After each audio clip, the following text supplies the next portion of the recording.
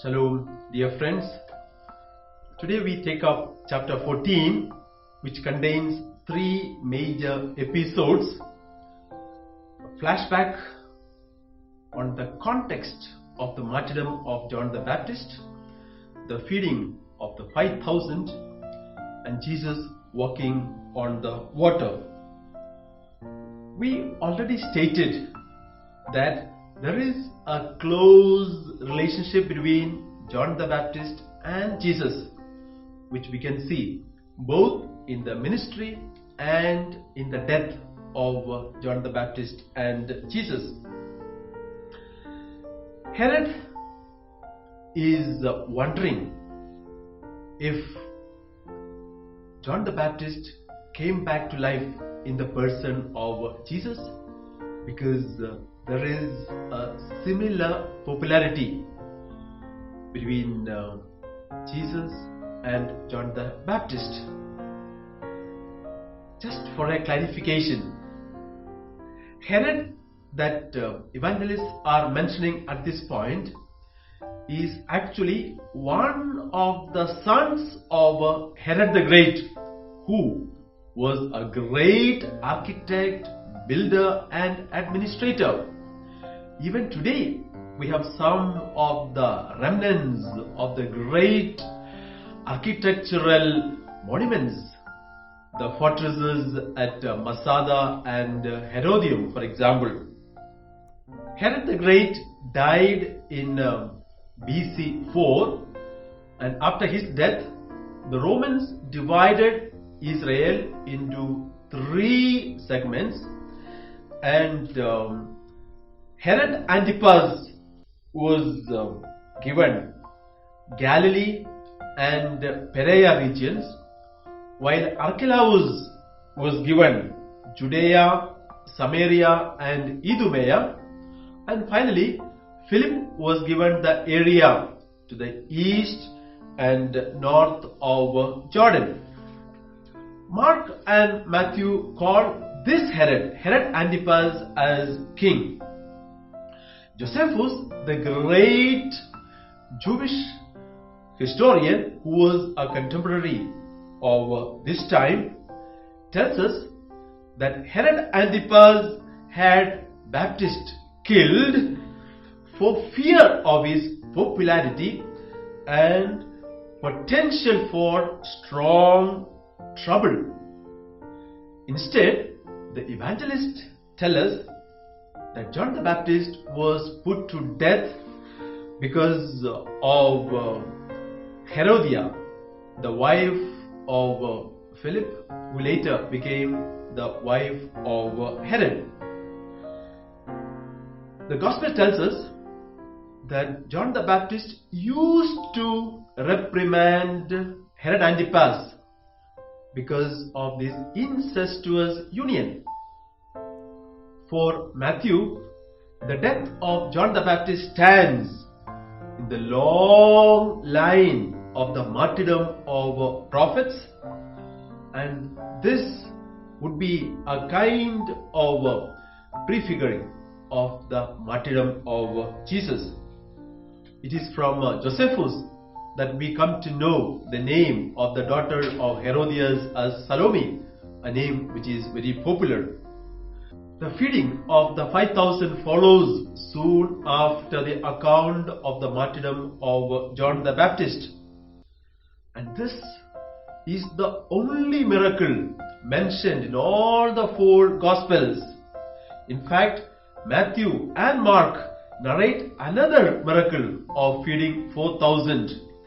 Theologically, this is very important for the early church, because this feeding symbolizes the Holy Eucharist. Jesus' compassion for people and the responsibility of the disciples to minister to God's people are also highly symbolic in this section.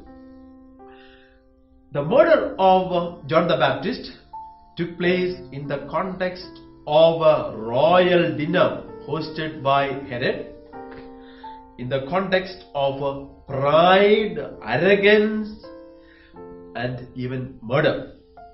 Instead, The meal that Jesus prepared brings in healing, trust, and sharing.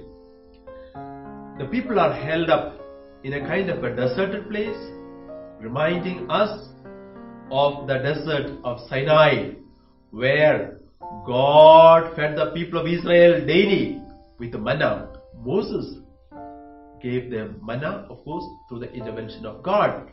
And here is Jesus, the new Moses, who feeds not just with manna, feeding 5,000 people with 5 loaves. There is also symbolism of Elisha, who fed 100 people with 12 loaves of bread. The Eucharistic symbols are very important for the evangelists. Jesus looked up to heaven. He took the bread, he blessed it, broke it, and he gave to them. Same as the narration in chapter 26, where Mathew mentions about the Last Supper. Why only women and children are not counted? According to the custom, women and children would sit or stand separately from the men. Even today in the traditional synagogues, this custom is followed. We have the last scene of Jesus walking on the water. Here, Jesus shows himself to be like God, both in his ability to walk on the water and his self-identification. I am. The disciples are on the boat and the wind is attacking the disciples while Jesus is praying. We are told that this happens on the 4th watch of the night. The Hebrew people divided the time between 6 p.m. to 6 a.m. into 3 segments called 3 watches, while the Romans divided into 4 segments, and the evangelists are following the Roman chronology. So the 4th watch would be between 3 a.m. to 6 a.m., which means practically the whole night the disciples were fighting against the storm. There Jesus appears. He says, "Take heart, it's I. Do not be afraid." And this term is typical of Matthew, where in the context of summon, Jesus encourages. And this represents the church, the early church. Both representing the church, the storm is the persecution, and the words of Jesus encourage the persecuted Christian. And there is importance given to Peter. This is first of the 3 passages in Matthew where Peter gets his prominence. And Peter is presented as the model of discipleship, both in faith and in doubt. Peter had enough faith to get onto the water, but not enough faith to stand up to the storm. He calls Lord, his close relationship with Jesus. And the cry of Peter, "Lord, save me," it is the cry of the church, especially in times of persecution and storm. But the presence of Jesus in the bark of Peter is a constant symbol of trust, where the boat is safe when Jesus is present. May the peace of Christ be with you.